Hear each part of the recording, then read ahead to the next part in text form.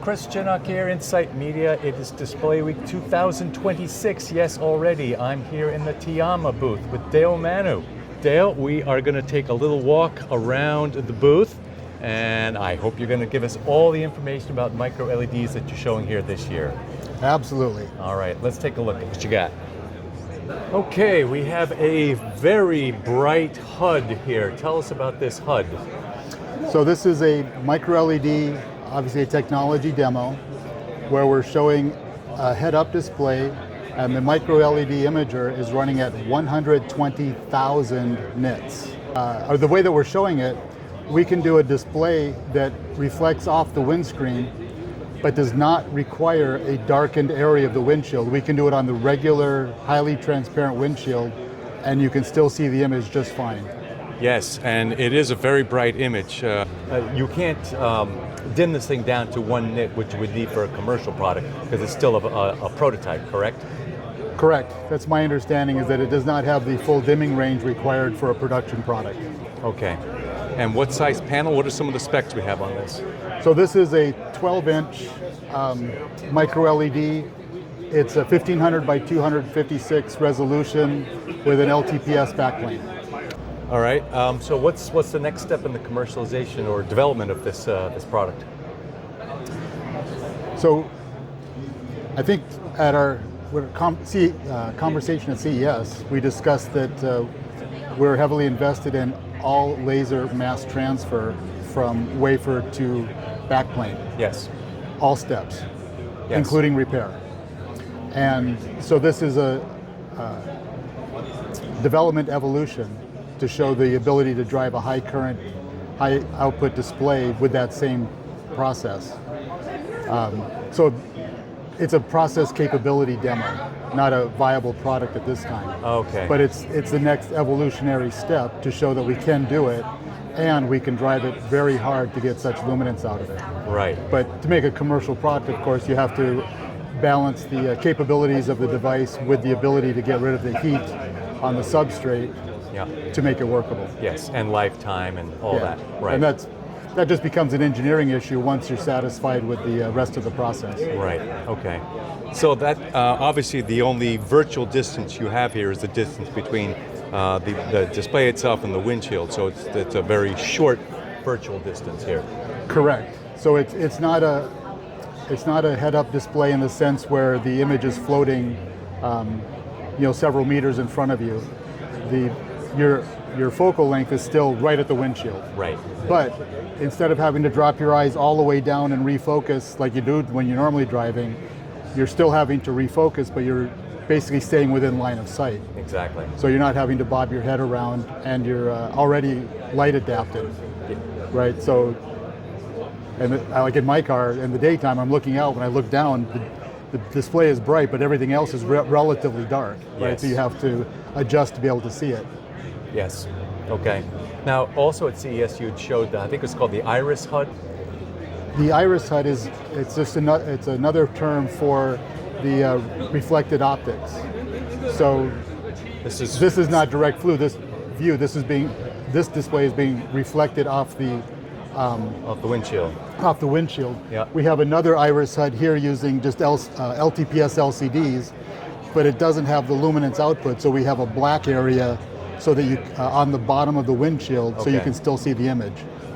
Right, the so-called P-HUDs, right? Yes. Panoramic HUDs, right? Yeah, and then we have in our other demo, we are showing a P-HUD, panoramic HUD, but it's direct view LTPS.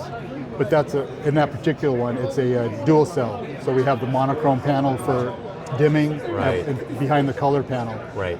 It looks good. I can imagine. Yeah. And that's, of course, production ready. That's current tech. Right? Okay. Okay, you've got some more micro LED demos. Let's look at those. Yes.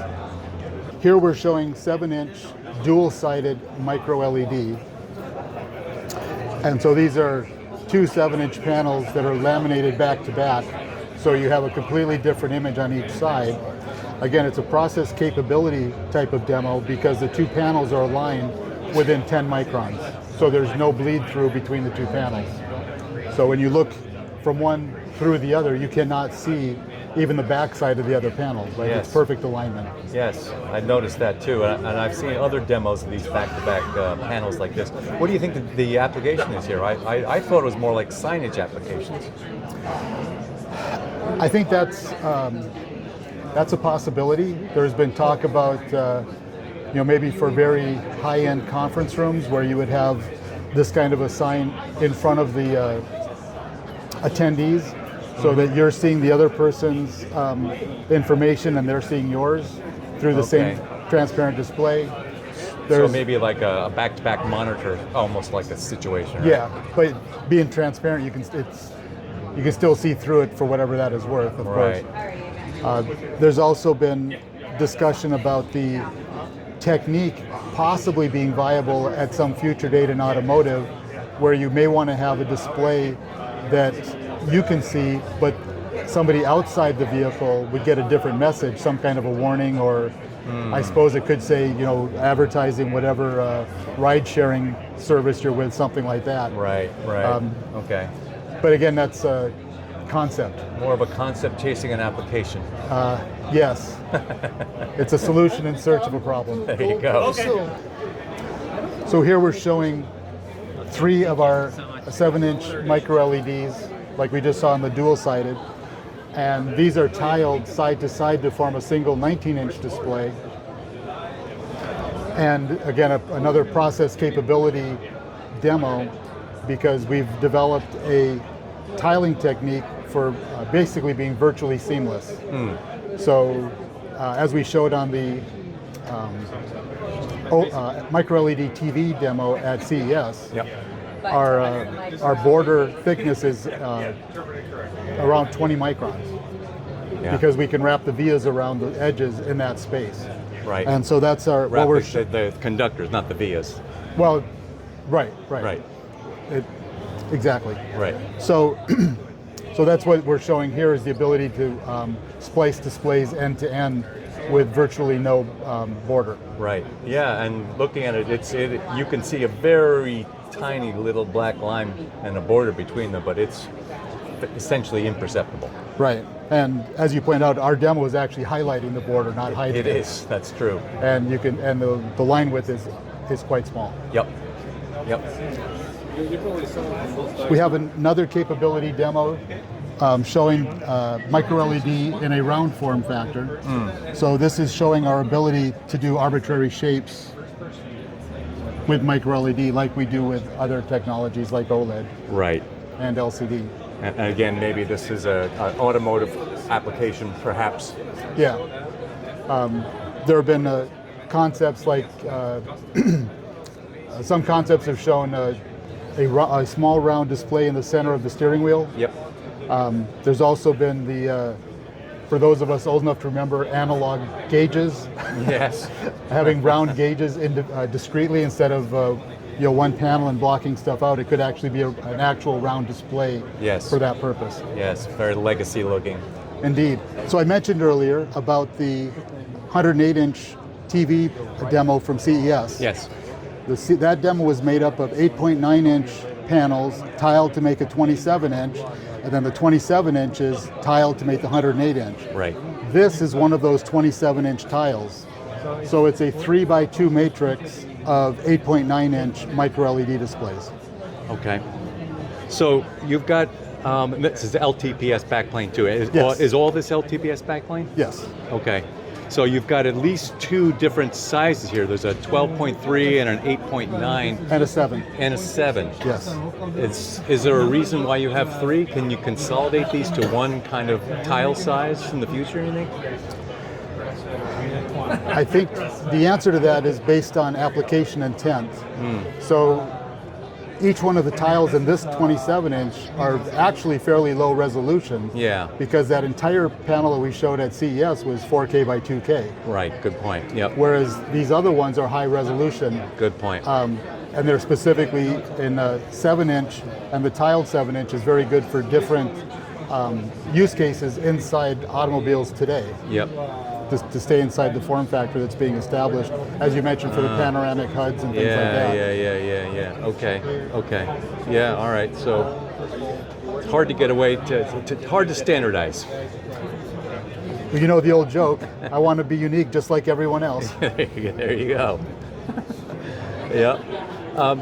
Tell me more about the factory if you can. I know Dr. Chen talked about it in one of the panels I heard the other day. So the microLED development line is actually residing within the complex of our TM18 Gen 6 OLED fab. Oh. It's our big Gen 6 OLED fab in Xiamen. Okay.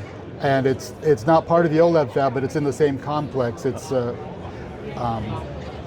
where it's located, and that's where all the R&D and development is being done. Okay. Is there a substrate size that runs through there, a Gen level? It's a Gen 6.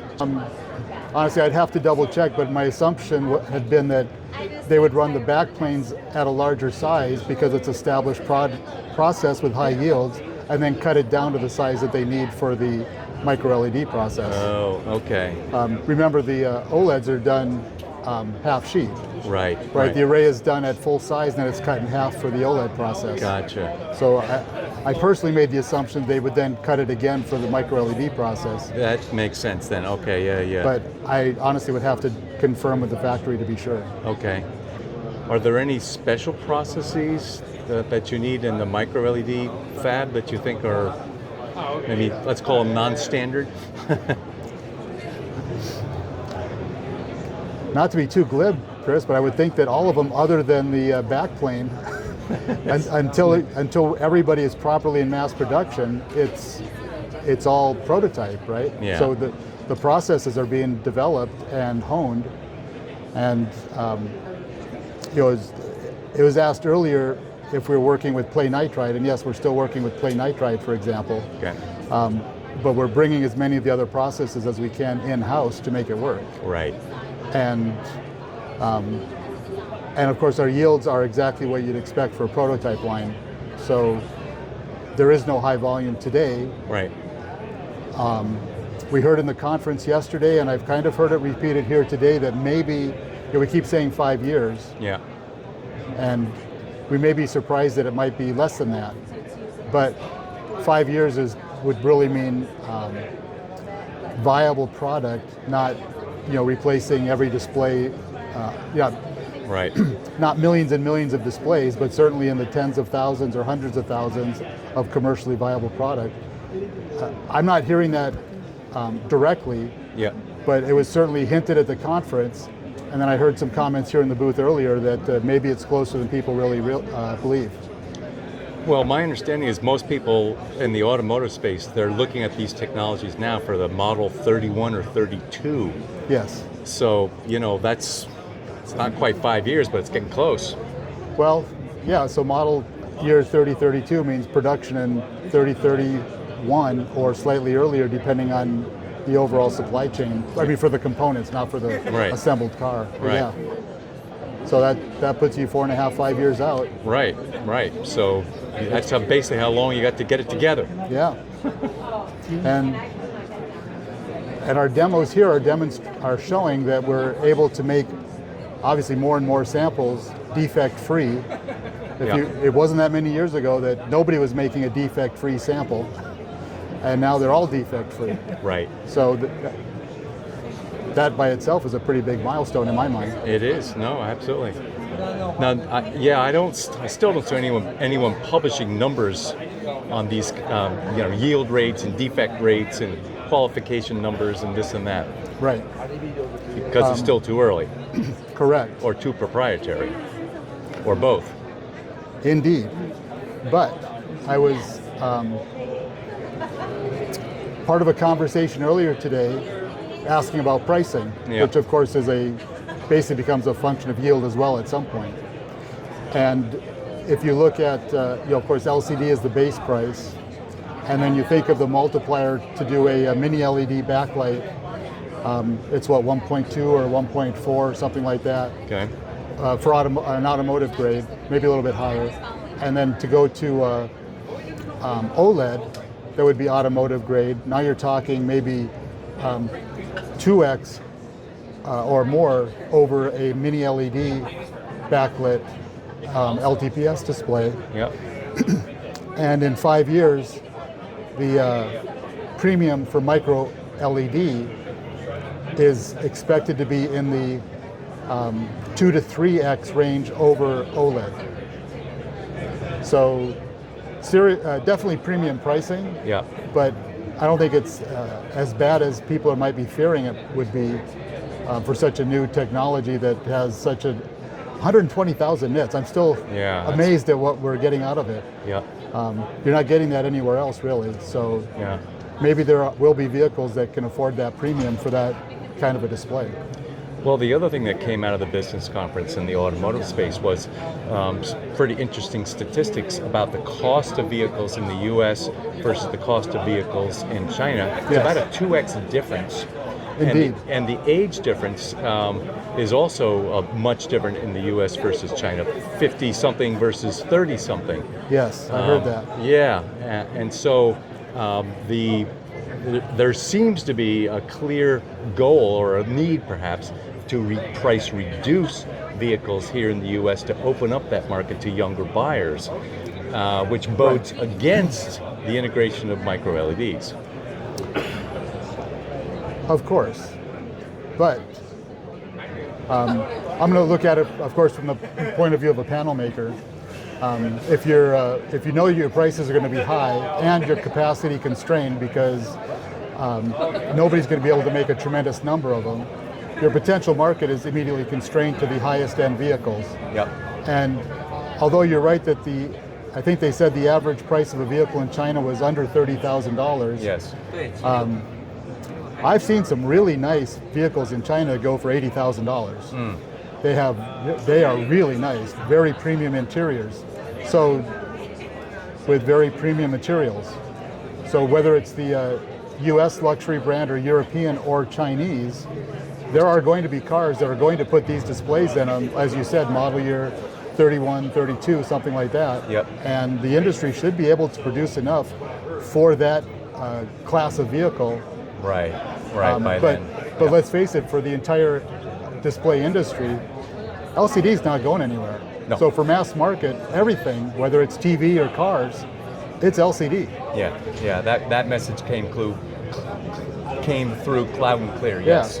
And we're good at that. And you were what, the number 2 or something in automotive? Something, a major supplier, right? You hurt me, Chris. Yeah. Number 1. Number 1. Okay. Full honesty, it depends on how you cut it up, but number 1 for automotive OEM, instrument clusters, and center stack, and a distant number 1 for HUD, traditional HUD. Right. I think it's either by total volume or by total revenue, we might be number 2 behind BOE slightly, but that expands into what the market research firms refer to as aftermarket. Right. And ours is before market or OEM. Okay. So BOE and Tianma can both claim number 1 with a clear conscience. There you go. Dale, it's been a pleasure. Thank you very much. Thank you, Chris. All right.